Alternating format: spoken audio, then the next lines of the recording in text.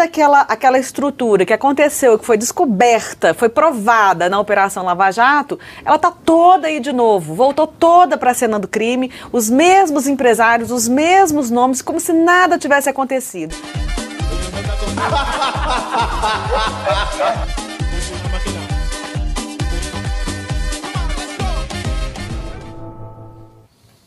Voltamos, cá estamos de volta com o nosso Faroeste à Brasileira e vou relembrar agora uma promessa de campanha do governo. Você lembra daquela história de acabar com os sigilos? Você lembra que os sigilos acabariam se o presidente Lula vencesse a eleição? Pois é, mas a notícia de hoje é a seguinte: o governo impôs sigilo de 100 anos à declaração de conflito de interesses do ministro de Minas e Energia, Alexandre Silveira. Vale lembrar que todos os ministros são obrigados a entregar o documento quando assumem o cargo, devendo informar ao governo se parentes de até terceiro grau exercem atividades que possam suscitar conflito de interesses com sua atividade. Esse documento também deve relatar o exercício de atividades privadas no ano anterior à posse e ainda bens e atividades econômicas que não estejam detalhados na declaração do imposto de renda enquanto pessoa física. Mas a declaração desse que você está vendo aí na tela, o ministro de Minas e Energia, Alexandre Silveira, agora entrou em sigilo de um século, 100 anos de sigilo. E é bom lembrar exatamente o papel que está tendo no governo o ministro de Minas e Energia. Ele é o responsável, ou não o ministro Silveira, mas a pasta que ele comanda foi responsável, por exemplo, entre outras medidas, pela medida provisória que aliviou a situação financeira das empresas quebradas que foram compradas pelos irmãos Joesley e Wesley Batista, eles mesmos que voltaram com todo o protagonismo que tinham em governos anteriores do PT, que voltaram a frequentar o Palácio do Planalto, inclusive, visitaram o presidente Lula dia desses em Brasília, logo depois desse encontro e depois de eles comprarem uma série de distribuidoras quebradas que estavam tomando calote da operadora de energia do Amazonas, veio o Ministério de Minas e Energia e aliviou essas dívidas. Vai repassar, através de uma medida provisória, que agora vai ser analisada, vai repassar esse rombo para as contas de luz de todos os brasileiros. Ou seja, vai dividir esse calote entre todo mundo, vai tirar do colo das empresas dos irmãos Batista. Tornou vantajoso um negócio que, a rigor,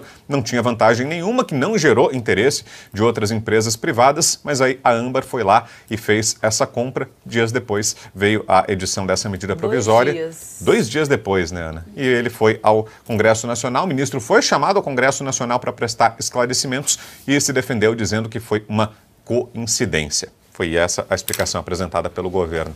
Ô Marcelo Bella, e essa história não ia acabar o sigilo ou estou enganado, hein? Na realidade, eu me recordo do Jair Rodrigues, sabe? O Jair Rodrigues, um grande cantor da música popular brasileira. Meu pai era muito fã do Jair Rodrigues, eu também. E tem uma música do Jair Rodrigues que ele fala o seguinte: deixam que digam, que pensem, que falem, deixa isso pra lá, vem pra cá. O que é que tem? Eu não estou fazendo nada, você também.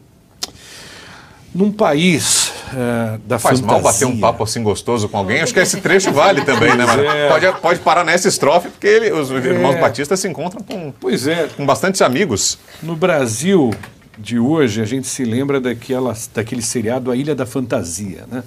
Que a gente chegava lá e vivia um personagem e tal. Então me parece o seguinte, tem vários integrantes hoje desse palco político que estão lá vivendo personagens, né? Estão vivendo personagens em função de um roteiro maligno, né? Contra o próprio país, né? Nesse país Brasil fantasia, quem cala a boca não vaia do verbo vaiar, Roma. E eu tenho a sensação, Marcelo, tem linha com isso que você está falando, que o governo talvez contasse com uma certa benevolência ainda maior, não estou dizendo que não haja, mas talvez contasse com uma complacência ainda maior da imprensa em relação ao governo.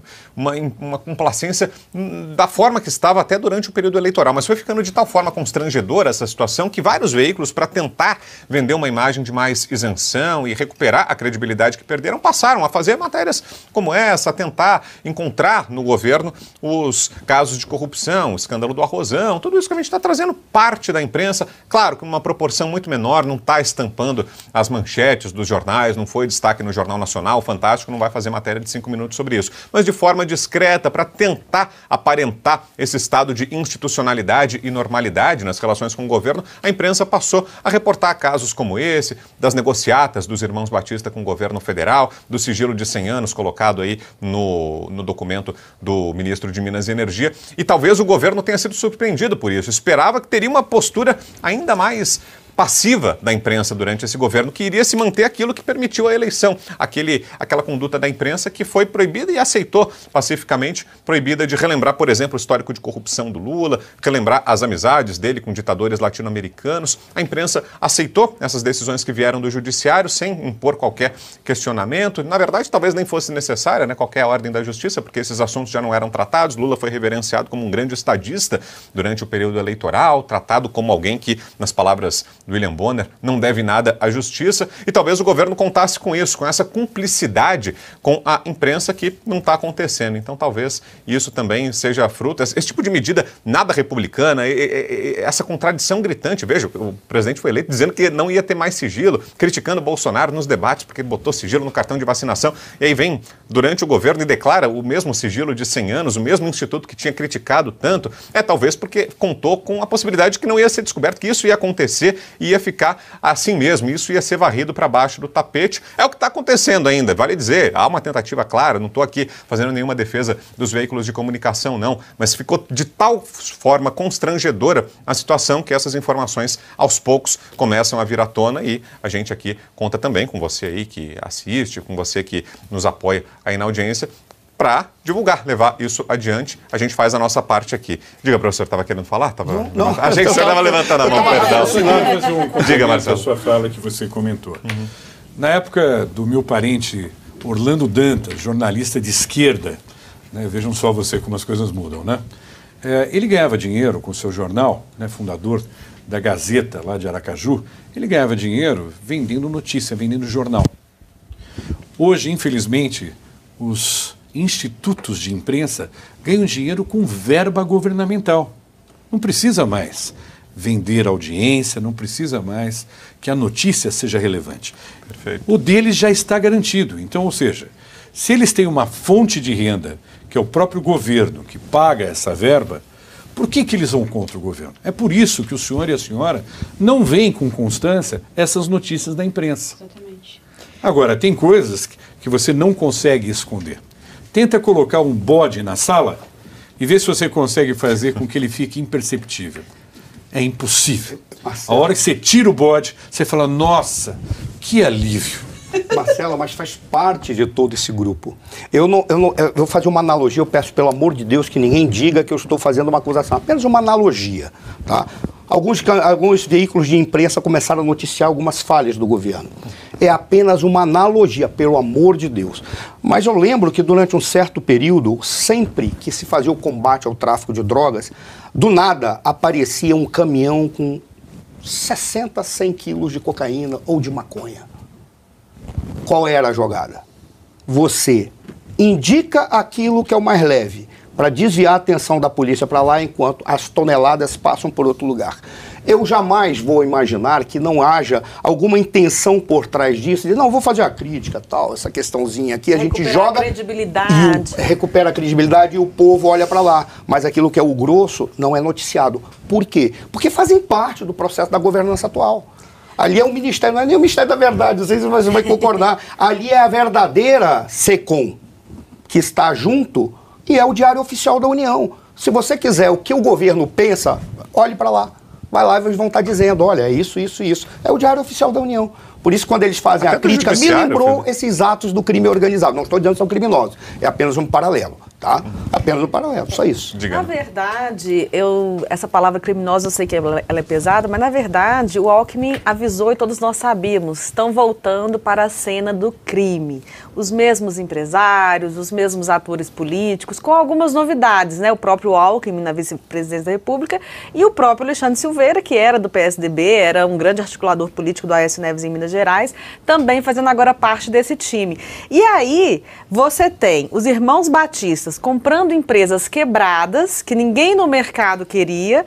2 dias depois, por coincidência, vem uma medida provisória que favorece imensamente essas empresas, que a partir daí várias outras pessoas no mercado iam ter interesse em comprar, mas foi coincidentemente só 2 dias depois. Nós vamos pagar essa conta e o chefe da pasta que emitiu essa medida provisória, uma semana depois é declarado sigilo sobre esse documento dele. Quer dizer, é muita coincidência ao mesmo tempo, né?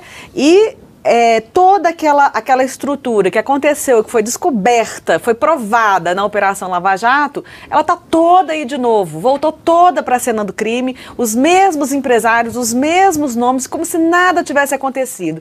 Tem uma fala, um trecho de um dos livros do George Orwell que fala o seguinte: quem comanda... me ajudem aqui, quem sabe. Quem comanda o presente, quem controla o presente, controla o passado. Quem controla o passado, controla o futuro.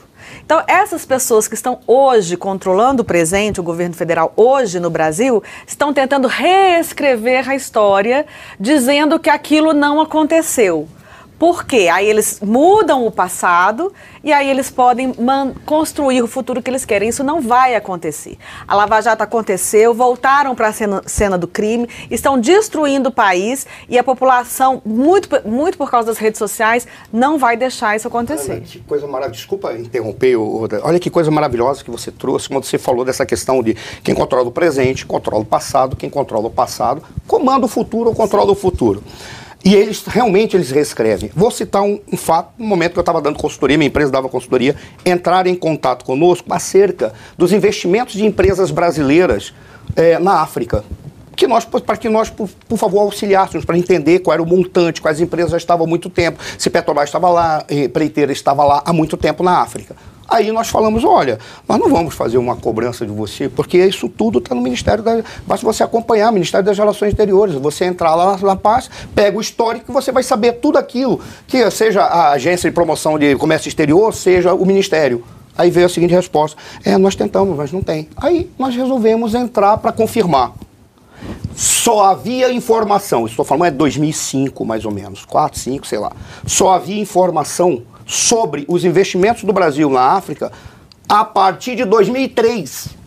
Não tinha informação anterior. E a justificativa é que o site estava sob reforma. Por isso eles estavam botando os documentos de uma maneira que fosse mais acessível. No entanto, só havia informação a partir do momento em que Sua Excelência, o presidente Lula, tinha assumido o primeiro mandato dele. Ora, coloca uma lacuna no passado e deixa as pessoas esquecerem porque não tem. E a partir daí, eu digo que foi o passado. Eu posso simplesmente dizer que nunca teve na história do Brasil tanto investimento na África como teve agora. Por exemplo, se ninguém sabe o que está acontecendo, é exatamente isso. Cai com uma luva. É o modus operandi dele. 100 anos para essa porcaria aí? Pelo amor de Deus, o cara está brincando com a gente. Porque isso é exigência da sociedade, do Estado Democrático de Direito, que o governo tenha transparência para todos os seus atos. Ponto final. E vamos combinar, professor, é muito mais importante saber, por exemplo, se o ministro de Minas e Energia tem na sua atividade privada algo que conflite com o cargo atual dele do que se o presidente tomou ou não vacina. Eu, pelo menos, me preocupo mais com isso do que com se a vacina está sob sigilo de 100 anos, não me interessa. Mas isso aí é importante porque pode dizer muito sobre decisões de governo que estão sendo tomadas.